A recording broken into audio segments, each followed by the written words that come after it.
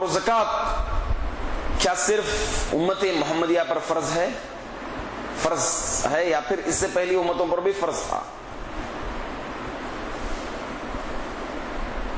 کیا جواب دیں گے آپ لوگ؟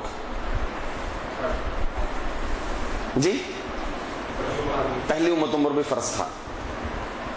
قرآن مجید کی بے شمار آیتیں ہیں جس میں یہ اشارہ ملتا ہے کہ پچھلی امتوں پر بھی زکوٰۃ واجب تھا، مگر طریقہ الگ الگ تھا. جیسا کہ اللہ کے رسول صلی اللہ علیہ وسلم فرماتے ہیں نحن معاشر الانبیاء اخوت علات، کہتے ہیں اللہ کے رسول صلی اللہ علیہ وسلم ہم انبیاء کے اولاد ہیں، ہم انبیاء کی جماعت ہیں، ہم سب علاتی بھائی ہیں.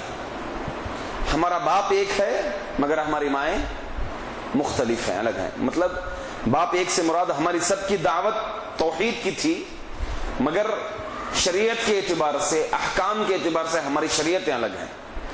احکام کے اعتبار سے ہماری شریعتیں الگ الگ ہیں. جیسا کہ اللہ تعالیٰ نے فرمایا شرعۃ و منہاجا، مختلف شریعتوں سے نبیوں کو بھیجا. مطلب شریعت ایک ہی تھی، دعوت ایک ہی تھی، احکام کے اعتبار سے الگ الگ تھے.